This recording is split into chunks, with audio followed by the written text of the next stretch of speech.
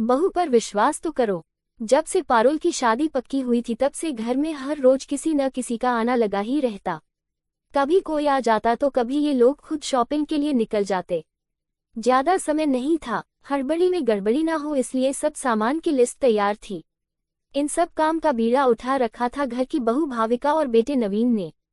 पारुल नवीन की छोटी बहन थी। घर में माँ सपना जी और पापा विजयनाथ जी थे और दोनों अपने अपने काम से रिटायर्ड हो चुके हैं। दोनों ही प्राइवेट जॉब करते थे इसलिए ज्यादा कोई बचत नहीं थी। हाँ, लेकिन जो भी था उसी में दोनों ने अपने बच्चों की अच्छे से परवरिश की थी। उन्हीं की देखरेख में सारा काम दोनों ने संभाल रखा था। भाविका अकेली ही बहुत से काम संभाल लेती थी। सपना जी ने तो ये कहकर अपनी जिम्मेदारी से इतश्री कर ली कि मैंने तो बेटे की शादी में ही बहुत काम कर लिया था, अब करने दो इन दोनों को। आखिरकार ये दोनों भी तो जाने कि घर में ऐसे काम किस तरीके से होते हैं। और वैसे भी छोटी नंद की शादी है, भाभी काम नहीं करेगी तो और कौन करेगा। भाविका को इससे कोई परेशानी भी नहीं थी। वह खुशी खुशी सब कुछ संभाल रही थी, हर चीज में बढ़ चढ़कर हिस्सा ले रही थी।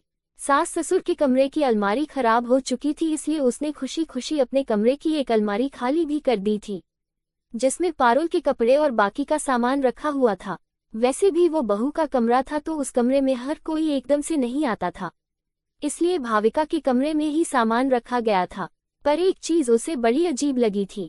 जब भी वो शॉपिंग करने अपनी नंद या पति के साथ जाती थी तो सासू माँ पैसे कभी भी उसके हाथ में नहीं रखती थी। या तो पैसे पारुल के हाथ में पकड़ाती थी या फिर नवीन के हाथ में। पहले तो उसे भी ये अपना वहम ही लगता था, पर जब उस दिन उसे नवीन के साथ शॉपिंग करने जाना था तो नवीन के ऑफिस में कुछ जरूरी काम निकल आया और नवीन उसे यह कहकर घर से निकल गया कि मैं ऑफिस जा रहा हूँ, 2 घंटे का ही काम है, अभी मुझे देर हो रही है तो तुम एक काम करना, माँ से पैसे लेकर ऑफिस ही आ जाना, वहां से हम दोनों शॉपिंग करने निकल जाएंगे। अपना काम फ्री कर जब भाविका तैयार होकर सासू माँ के पास गई, माँ जी ये कहकर गए हैं कि ऑफिस ही आ जाना, वहीं से शॉपिंग करने जाएंगे, तो आप मुझे पैसे दे दीजिए ताकि मैं जल्दी से रवाना हो जाऊं। नवीन जी वहां मेरा इंतजार कर रहे होंगे। एक पल के लिए तो सपना जी बिल्कुल चुप ही हो गई, फिर थोड़ा रुककर बोली, अरे तो नवीन को यहाँ बुला लेती और यहीं से साथ निकल लेती, कहाँ अकेली ऑफिस जाएगी इतने पैसे लेकर। पर भाग्यवान, नवीन इतनी दूर वापस क्यों आएगा।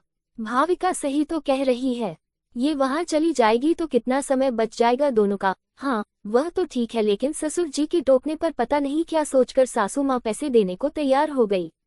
पर भाविका को नहीं बल्कि उन्होंने पारुल को तैयार कर लिया भाविका के साथ जाने के लिए, और पैसे पारुल के हाथ में ही दिए। भाविका को अजीब लगा पर वो चुप रही। खैर यूं ही शॉपिंग चल रही थी और भाविका तन और मन से हर चीज में अपना योगदान दे रही थी। आज पारुल के लिए गहनों की शॉपिंग होनी थी, जिसके लिए नवीन, पारुल, सपना जी और विजय जी शॉपिंग करने गए। भाविका को लेकर नहीं गए, आखिर घर कौन संभालता। खैर वो भी जरूरी है, शादी के घर में आखिर घर में किसी ना किसी का होना तो जरूरी होता है। लेकिन जब शॉपिंग करके आए तो सपना जी ने भाविका को अपने कमरे में ही बुलाया और वही उसे सारे गहने दिखाए। गहने दिखाने के बाद सपना जी वो गहने अपने कमरे में ही रखे बक्से में रख रही थी तो विजय जी ने टोक दिया, अरे तुम गहने बक्से में क्यों रख रही हो। अरे बक्से में रखूं तो कहाँ रखूं जी, हमारी अलमारी बिल्कुल खुली हुई है, पर्दे ही तो लगे हैं और इस गोदरेज का तो ताला भी खराब हो चुका है, तो अब बक्से में ही रखने पड़ेंगे ना।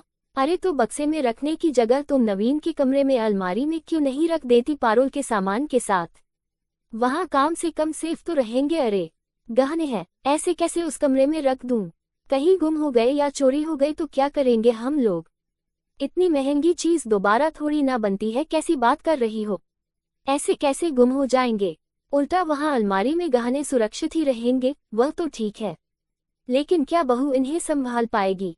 पता है ना एक हाउसवाइफ इन चीजों को आसानी से संभाल नहीं पाती। वाह क्या सोच है तुम्हारी, जो पूरे घर को संभालती है क्या वो गहने नहीं संभाल सकती। एक हाउसवाइफ के पास पूरा घर होता है जो उसकी कर्मभूमि होता है, उसे अच्छे से संभालना, उसकी देखभाल करना वह कर्मयोगिनी की तरह करती रहती है। बदले में उसके काम को लोग कुछ नहीं समझते। एक हाउसवाइफ के पास अपना पूरा घर छोड़कर लोग बाहर कमाने निकल जाते हैं, पर उसी हाउसवाइफ पर कोई विश्वास नहीं करता कि वो पैसे टके या गहने भी संभाल सकती है। और ये हाउसवाइफ क्या लगा रखा है, हाउसवाइफ नहीं होम मेकर कहो, ये होम मेकर है तभी सब कुछ इतना आसानी से हो पा रहा है। वरना याद है ना बेटे की शादी में क्या हालत हुई थी हमारी, जब सब कुछ हमें अकेले करना पड़ रहा था। बहू है वो तुम्हारी, थोड़ा तो विश्वास करो उस पर।